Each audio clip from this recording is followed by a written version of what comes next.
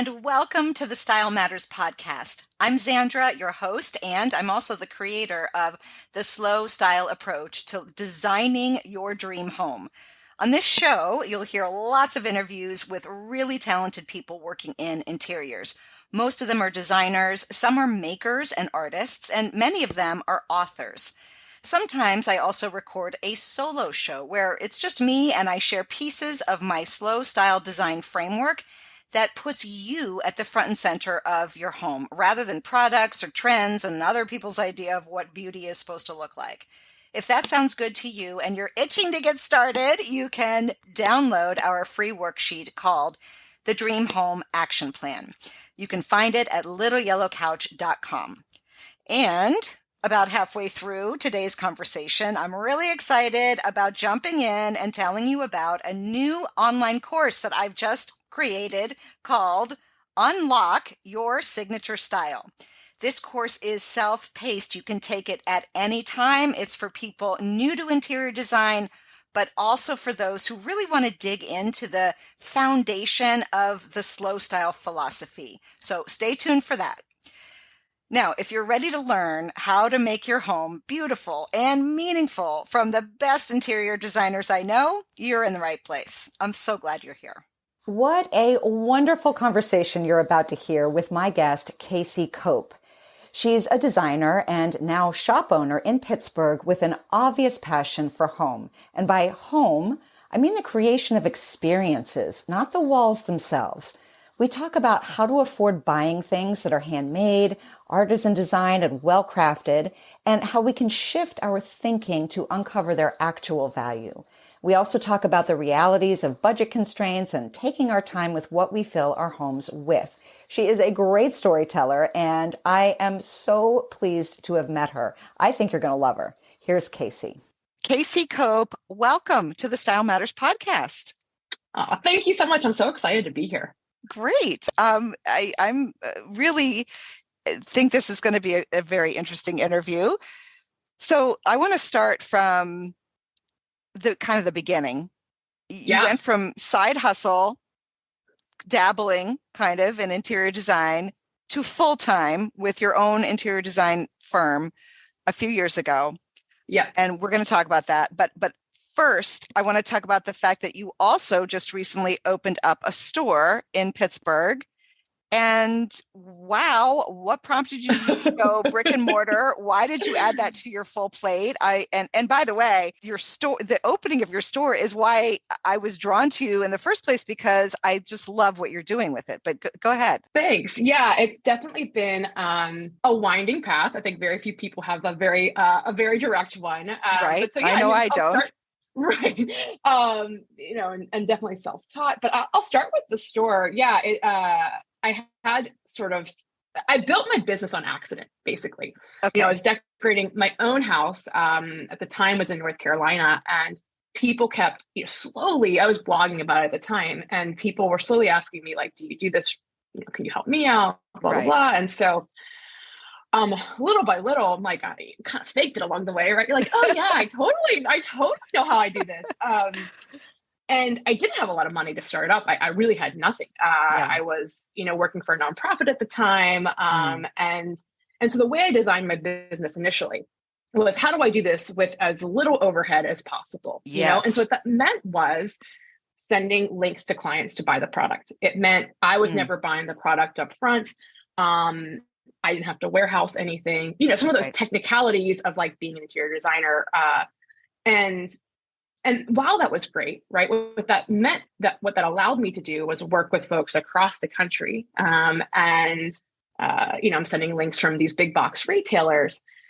And I think last year around this time, I went to Oaxaca, Mexico. And I just got this hit in the gut, visceral sort of reaction to this place. And there was just such a dedication to craft and the ritual of making, in a way that I feel like has felt really important to me, but I didn't always do that with my clients. And so I started to feel this real disconnect between how I was running my business. And I think I'd like to hope my clients have had and will continue to have a good experience with me. But there was just this over reliance on new, fast, quick. Um, and as I thought about, okay, what do I want to do? Like, what am I uniquely positioned to do? What am I excited to do for the long haul? It is these like history pieces, whether they're vintage or they have a story behind them with the maker. And so really started thinking I needed something more physical, like a more physical manifestation of my business. And yeah, and then the last little part is I was very dedicated to being in Sharpsburg. It's a little neighborhood here in Pittsburgh.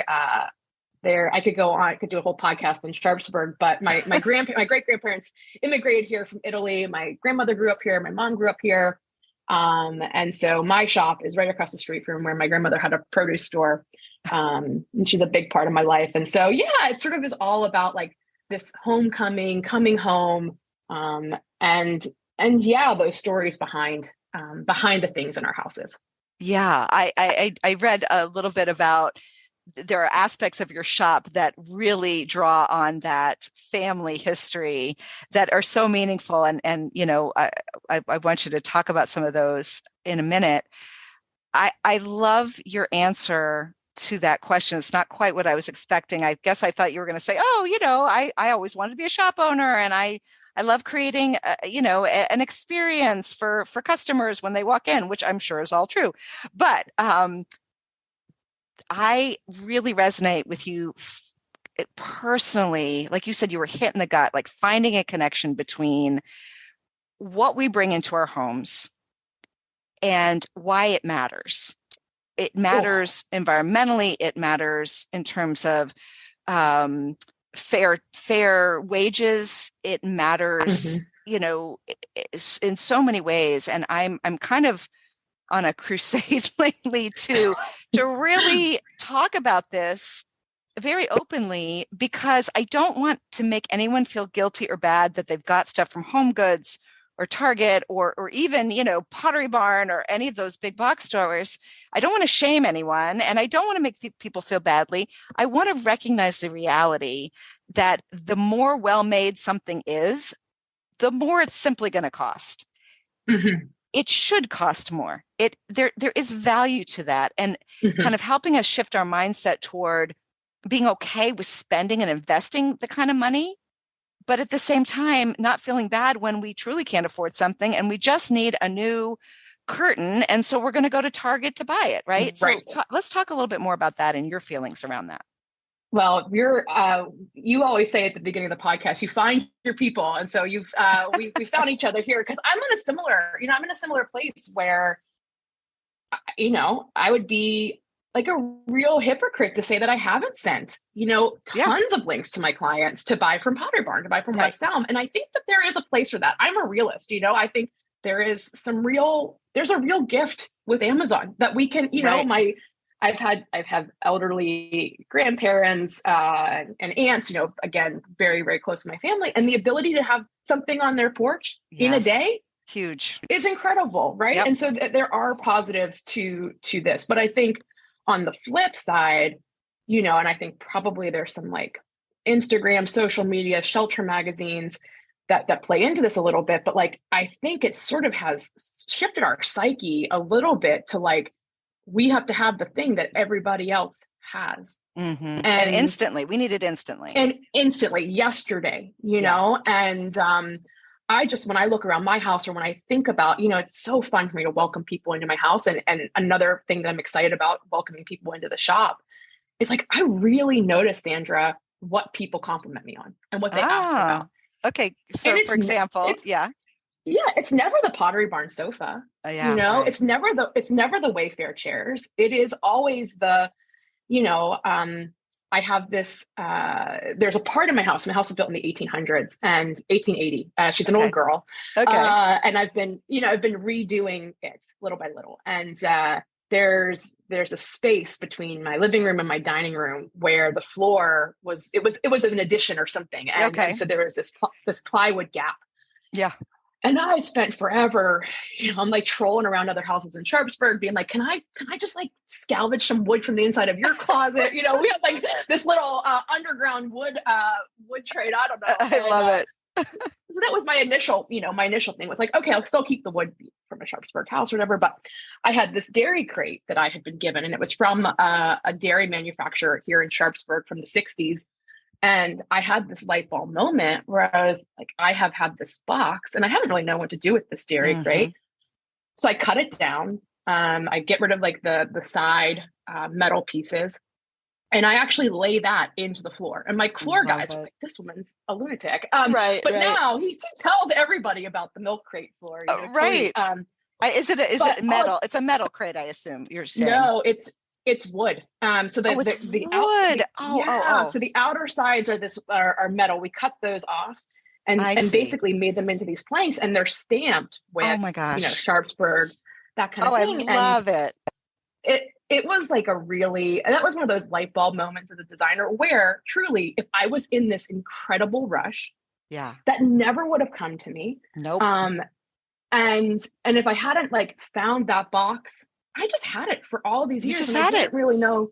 Right. And so that's that stuff, or like I had this big, huge road sign that says 322 on it. I got it in an estate sale, but 322 is like our family lucky number. If we ever going to play the lottery, we play 322. It was my grandmother's address. And so those are the things that people are always asking about and inquiring. And that's just not something you're going to get from West Elm, and that's what tells our stories. And God, what a gift to get to do that, in our own houses. Yeah, absolutely. What a great story. I feel like we are presented primarily with sort of two roads. It's the cheap way. Like, there's so many articles or posts that are about, this is what it cost at Anthropologie, and this is what it cost when I, at Target, and I, you know what I mean? Or the high-low, right? The high-low comparison and the knockoffs, because the truth is, I mean, forget about Anthropologie. Like the other road is the really high-end road that you see in House Beautiful or in Architectural Digest or whatever, where it's so out of the realm for most people, right? To spend $5,000 on a console table, right? I mean, just to start there.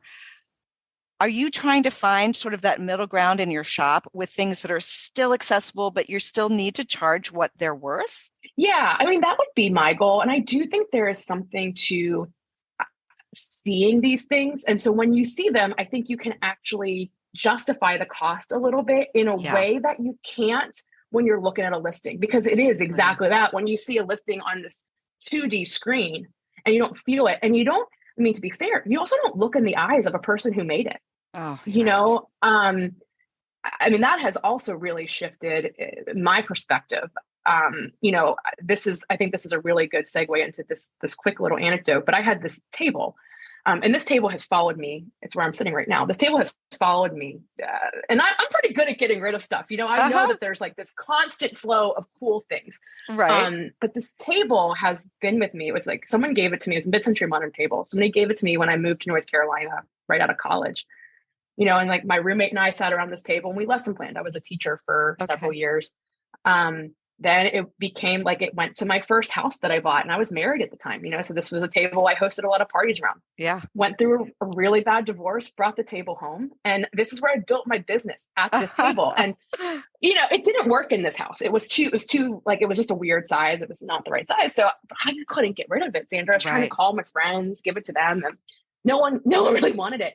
And so I was like, okay, I'm going to turn this table into a desk. And I found these incredible carpenters here in Pittsburgh, Valentine Carpentry. And I won't lie, when I sort of gave them the table and I was like, here are my requirements, like make it as large as it can, kind of fit it into this space, I was a little sticker shocked for sure. But when I look at them and I realize, like, okay, you're like keeping a family's lights on. You are supporting another maker in my community.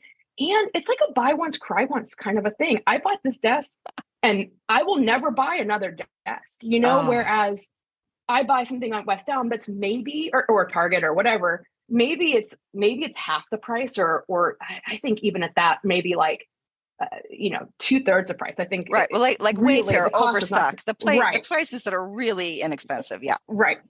I'm going to buy that again in 5 years. And Yeah. I'm going to hate it the whole time. And I'm not going to be sitting on a podcast talking to you Right. about this incredible table. Or when I have people over being like, this looks like that. And I've had this table for this many years, blah, blah, blah. And so I do think there is something, with the shop, I do feel like there is this just very physical aspect of things that Mm. I'm really excited to bring to folks. Mm-hmm. Um, that I just think we have become so disconnected from, particularly in COVID, right? We couldn't even go out and see these things, So Right. of course we're ordering stuff. Of course. Um, Right. and and I just think I think having those stories has made me happier at home. And gosh, I Yeah. hope that can, I can do that for other folks too. Yeah. So Yeah. What a great story. And I've never heard that. Would it buy once, cry once? Is that what you said? buy once, cry once. Yeah. I love it. I love it. Right. That's the sticker shock. And then you're like, okay. And then, as you said, you grow, you probably don't even think about the price anymore because it is, doubled, tripled its value to you Oh, since that one-time purchase. Yeah. and I'm not convinced that I would feel that same connection from even at the same exact price point from a big box store or a Right. high-end retailer. Like it wouldn't have that same, connection to this thing. Yes. And also you have to be willing to wait. And so what did I do? I worked at like a card table for a Yeah. couple Yeah. months, Yeah. like Yeah. while they were working on it. Oh my gosh, how excited I was to get it. When it came back, it's just like this gift. Oh, And when I sit down, it just feels so nice and it functions so well. And then I think about Bobby and Jolie, and to the be able to like carpenters. our house, yeah, the Yeah. carpenters, like that's what our houses are for. Yes. And that's what we're like on this earth to do, I think, is like build connection with Mm, people. mm. I live alone. After I got divorced, I had always lived with. I mean, I always shared a room. I always Yeah. had my own room for like Right. 3 years of my life, and it was really pretty lonely, Mm-hmm. particularly in COVID. I wasn't seeing anybody, and so I do Mm-hmm. think there also is this element for me of like, okay, when there aren't physical people around me, like how am I thinking about these people? Initially my family, but certainly other networks of folks. And kind of have them here in spirit, Yeah. in a way that I think has felt really affirming to me and made me really happy in this space.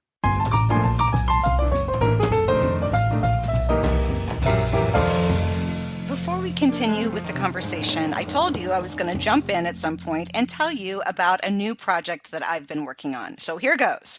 You may know about an online course I teach called Master the Mix. It's about 4 weeks long and it's only available 2 to 3 times a year. And a lot of people have told me that they just don't want to wait for the doors to open. I get it. When you're in the mood to get your house in order and make it look and feel good, you want to do it now. So I've just launched another online course, but this one you can start at any time. It's called Unlock Your Signature Style, and it's right for you if you're new to interior design concepts, if you've just moved into a new home, or if you feel like your whole home needs an overhaul, and if you have no idea what your style is or where to start. Unlock Your Signature Style is a self-paced course that you do on your own with easy to listen to audio lessons and worksheets that go along with them. But I'm also giving it a very personalized touch. Everyone who takes the course is able to sign up for a one-on-one coaching session with me. Yep, I'm going to get on a call or Zoom with you and give your home my full attention. Okay, there's plenty of other info on the website about Unlock Your Signature Style, so just go to littleyellowcouch.com and click on Courses up at the top. And one more thing, and this is important. If you've signed up for the Little Yellow Couch newsletter, you're going to get a special 30% off discount code for this new course. Because it's brand new, I really want your feedback. So I'm looking to my email subscribers here to jump in and let me know what you think. And so as a thank you for subscribing, you're getting a 30% off discount. So check out all the info about the course. Make sure you're subscribed to the newsletter. You can do all of that at littleyellowcouch.com. Okay, enough of me blabbing on. Let's get back to the episode. Absolutely. I always think our homes are for the people who are in them. They're not, they need to relate to the people. They need to be about the focus needs to be on the people, even though I could look at photos of interior design, from dusk till dawn, 7 days a week, and love it. But it's really not about that. Ultimately, it's about our connections with people. And I really think about a lot about creating homes that foster those connections, which you clearly do too. And I want to keep talking about your home. So you started to say it's from 1880, and I think you've been doing a lot of work in it. And I'm curious, like what's your favorite room right now, or what's your favorite wall color that you've put on the wall, or your favorite favorite thing you've done? Yeah. Gosh. I mean, my favorite thing I've done, it's a hard question. That box, that dairy crate is definitely up there. Yeah.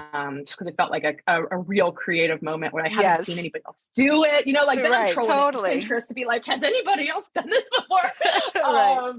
But there is this, so the sort of heart of my house is the dining room. When I walked, I didn't want to see this house. I'd been looking for a long time. I knew I wanted to be in Sharpsburg, and I wanted to be in an old house. And there were just a lot of things about this house when I looked at it on the listing. I was like, this doesn't really feel right. But my parents came with me and the realtor. And when I walked into the dining room, like my mom just kind of looked at me and she's like, this is your house. And we hadn't gotten I just got very far. goosebumps. Yeah. Yeah. And so there's this really large wall. And at the time there was like a big, there was like a dartboard on it or something. Okay. It's so random. And there was a pool table in the center, which, what, good for that family. Because maybe that worked for them, Yes. Yes. But so there's this big wall and I couldn't think of what to do, blah, blah, blah. And then I have this photo of my grandmother from 1960. And she's just this, again, huge part of my life. And it was Christmas Eve dinner, which is a big thing for Italians. And she's there cooking the Feast of the Seven Fish. And her hair is in these curlers and stuff. And it's black and white. And I blew it up to like 8 by 10. Like it's wallpaper. It's 2 panels. And I tell you when you say 8 by 10, you mean feet. Feet. Yeah. Larger than life. I mean, she Not was like inches. a little, no, feet. It was bigger than her. I mean, she was a little, like by the time she was like 4'10", I think. Right. She was a teeny little thing. And I mean, when she saw it too, she saw it one time before she passed away. And she came to the house one time. And she's like, she was a rough Italian. And I will not swear, but she's like, do you want to look at a photo of me every day? And I was like, okay, none, like you're welcome. But all to say, I think it just really sets the tone for me, because I think so much of like homemaking and like this sense of place I learned from her and my mom. Like they were just these incredible homemakers. And so it's so special for me to walk in and see this big, larger than life image of my grandmother who grew up 2 streets away, and it's funny, when I was designing it, so many people were like, don't do wallpaper. It's so hard. It was particularly before all like these great new like removable wallpapers. Yeah. And no one's going to want to buy that house after you because like grandma. And I'm like, I don't care. Like they don't live here. I live here. That's right. I live here. And what's so funny is now I'm pretty convinced actually that if I was to sell this house, even if it's not anytime soon, but the next person would probably, I really think, would likely keep that up, even if they don't know who she was. I'll tell you right now, I certainly would. I definitely, wow. Good. Yeah. So the dining room is a special place for me. I mean, underneath the dining room table, I have everybody who comes signs it. And so cool. They leave like a little message. And, sometimes after particularly wild nights, there's some funnier messages underneath there. I bet. But yeah, it's just this cool space of like weird, some weird stuff, some like, it doesn't necessarily go together by any design magazine standpoint, but it works, and yeah, I would say that's my favorite little room right now. So as invested as you are in this home, and I certainly do the same thing in all of the homes I've lived in, as I really invest for myself and put a lot of not just money, but sort of sweat, equity into it. And yet I feel like I could pick up and leave. Mm-hmm. Probably because I look forward to the next challenge of another home. But you wrote something about wanting to get rid of the phrase forever home. And I wonder if you could tell us about that. Yeah, I don't love that term. I think because like, does that mean anything before it isn't good enough? I think a lot of times when people talk about their forever home, it's like, we're not going to do this until it's our forever home. This isn't our Right. forever home. So blah, blah, blah. This is, we'll wait till our Yes. forever home to do this. And, one thing I do like fundamentally believe is that everybody deserves a really soft spot to land like right now. Uh-huh. Uh-huh. I think not like a home, and not just a house, but like a home is, it should be a fundamental human right. Like it really Mm. should be. And I think, if we wait for this perfect set of environments to invest in our home, like, or, in our space, Mm-hmm. like we're going to wait for forever. You're Yeah. going to wait for forever. I had, so right after I got divorced, life was, it all kind of fell apart pretty fast. And life was like very chaotic. And I didn't know where I was going to live. Like I was selling a house. I was maybe going to live with my parents, but wasn't sure. There's part of me that wanted to move to Mexico. It's just Yeah. really trying to make sense of things. And I saw this piece of art, and it was the first piece of like original art that I bought by this artist Okay. named Francis Berry in Memphis. And I saw this art and it just like hit me. I mean, it was Oh, like this, like these bright colors and like the words on it. And it was like, I just need this piece of art. yeah. And I had no home. I literally had no home, and I Wow. still bought it and invested in that. And that piece will go with me to every home that I'm Right. in, as opposed to waiting for this perfect moment, this perfect home to like now invest, Yes. I just think life is like fragile and it's unpredictable. And again, if you wait for the perfect conditions, you'll wait for forever. And life is evolving. The best people are, the best Yeah. people are those who are like changing and evolving. And I want my home to do that too, and not just wait for this like final resting place, if that makes sense. It makes complete sense. And that's a very powerful story that you told where, a lot of people would say, I'm not going to buy a piece of art because I don't know where I would hang it. Or like you've said, like, well, this isn't really my forever home. And what if it doesn't work in the next home or whatever? You didn't even have a home and you bought the artwork. Like that No, is such a beautiful illustration of how right now matters so much. Right now so much. matters. Yeah. Yeah.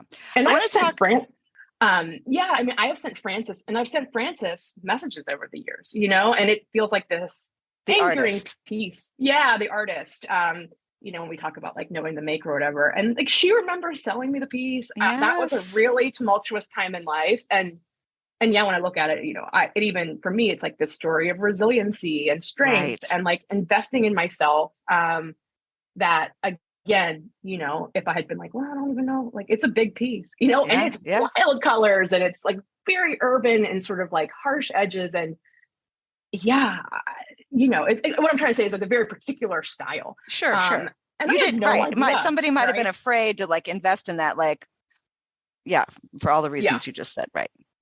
right. So yeah, that's why I just think so many times people are designing for the person after them too in their houses. It's like, oh, I for resale agree. this Yeah. or that. And it's like you're the one who's there. And I promise you, for every person who doesn't like it, there will be five who do, Right. and if Right. they don't, they'll change it out, That's right. they will change it out. So do what's Yes. right for you right now. Absolutely. 100%.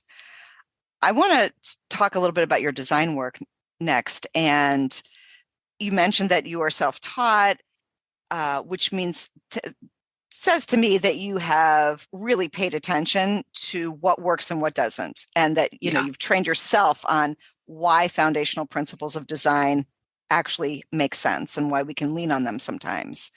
So, are there any guidelines that you've learned that you know generally apply to most situations, right?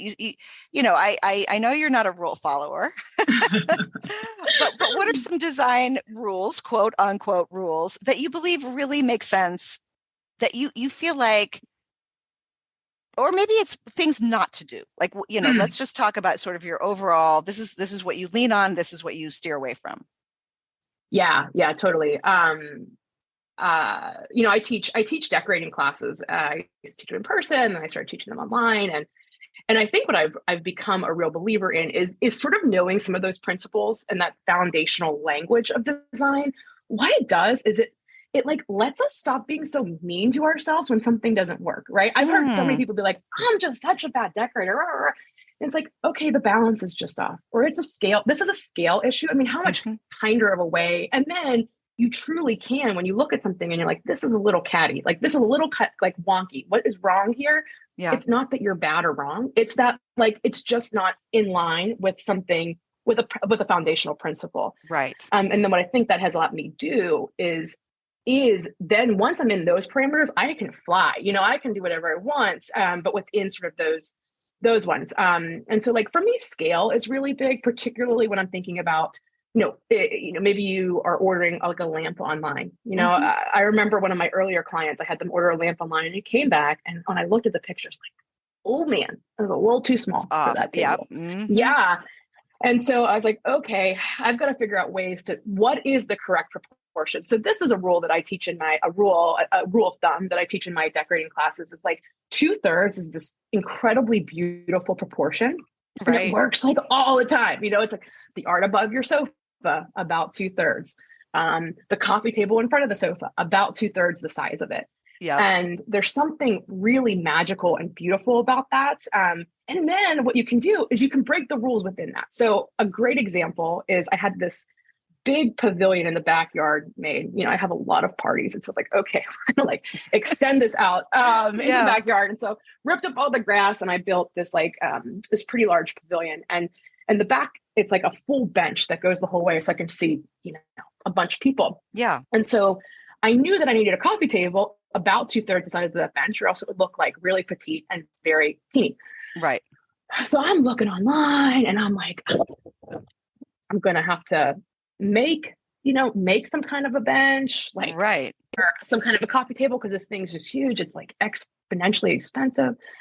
And I had this moment where I was like, oh, I'll just put 2 coffee tables that are the exact same side by side, and that will create this 2/3 proportion. Yes. And so I think that's a good example of, knowing a foundation of that, but then figuring out ways that you can kind of shift inside of that. Right. It's like layering rugs. You get a really beautiful, expensive hand woven rug that's too small. And a lot of people buy rugs that are too small simply because of the price. Yep. But it's too small. And you layer it on top of a much more inexpensive flat weave or something that is the right space, the right dimension, the right balance for that room, without spending all of the money on a hand woven rug that's, 9 by 12 or whatever. Right. Exactly. And, like all of these like design rules, I think can sometimes perhaps feel like a barrier, or a challenge, like to your point, okay, now I can't buy any rugs. So yeah. And I think the best decorators and the best homes are ones that sort of look at these boundaries or look at these challenges and think, okay, like game on, let me figure out, like that's creativity to me. Totally. And how, like that sense of pride that you get when you figure that out. I mean, it's very silly, but when I look at those 2 side-by-side coffee tables, they actually function better to begin with because people can actually walk in and out as opposed to being stuck behind one long bench. That's right. When I look at that, I'm like, go you. Like, I'm really proud of myself for figuring that out, Yeah. And so, I mean, that I think another one that's like helpful is balance, and I don't think that always means symmetry. In fact, I love it when it's not symmetrical, but, if you imagine maybe a table lamp and an end table and a floor lamp, and you imagine them on like an old school balance, with the 2 arms. Yeah. Would they visually weigh about the same? Right. Okay, right. Great. They're balanced. Does one feel really, really light? That's probably why that room feels weird. If it feels like one feels really, really heavy and something on the other side feels like, you're out of the balance. Okay, great. I'm going to have to put some kind of other decorative object or little table or something on that other side to kind of weigh these things out. Yes. I use plants a lot. If there's a hole or if it's like too light on, like in terms of visual weight on one side, I'm like, let's get a plant. That's a great one. Yes. Love it. Oh, this has been so much fun. We are absolutely kindred spirits. I'm very interested to hear how you answer my final question, which is, why does style matter? I love this question. For me, it's never been about the pillow. Like, it's just not about this perfectly chopped pillow. Mm-hmm. You know, I think our homes can be like, I have experience with this, that our homes can be incredibly healing and redemptive and reflective of who we are, or like they can be prisons. And I'm not just saying, like, I've seen very well appointed homes Mm-hmm. and there is no soul, you know, Yeah. and you can tell that people are just living like so tightly to try to keep up with some sort of image. So I Yeah. that's not reserved only for homes that are not well decorated, right? Right. Um, and I think it really impacts who we show up as in the world. You know, I'm convinced that I'm a better daughter, friend, partner, any of those identity markers, like when I'm right at home. Mm. And at a larger scale, I think a lot about like the one forever home that we do have is like the one we build within ourselves, which I know sounds a little Oh, woo-woo, but yes. like it is, you know, Yeah. Yeah. and how do you like, okay, as I'm like building this house, this home within myself, like how do I make sure that the environment that I'm in, you know, reflects that? Mm. And yeah, I mean, I mentioned, I touched on this a little bit earlier, but I think style matters and homemaking and all of these concepts that we're talking about, like all of our ancestors, every single one of them built huts and shelters and created homes. And I think it's like literally like primal and in our blood to do They that. decorated them, Right. right? They Yeah, actually cared about what they were looking at when they were in those four walls of the hut. exactly. And like, how cool is that? And what an honor that we get to do that. You know, that we get to, you think about so many of the things. I mean, I remember when FaceTime started, my grandmother was like, what is this crazy contraption, you know? But you know, so many of these things are just weren't even concepts all these years ago, but there is this that we have been doing for generations and generations. And to be able to do that, I think is a real gift and is worth it. You know, it Yeah. is so worth it.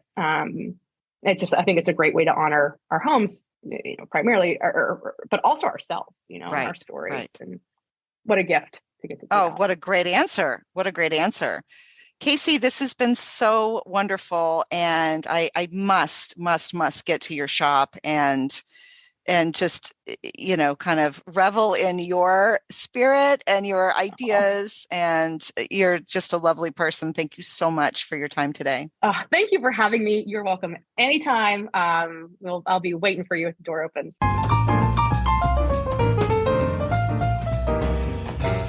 Thanks so much for spending time with me today. If you've gotten something out of this episode, please be so kind as to leave a review on Apple Podcasts or wherever you're listening from.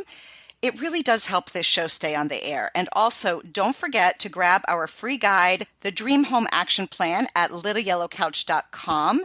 And also, that's where you can find the show notes pages for all of these episodes with photos and links to things that we've been talking about. Have a great week.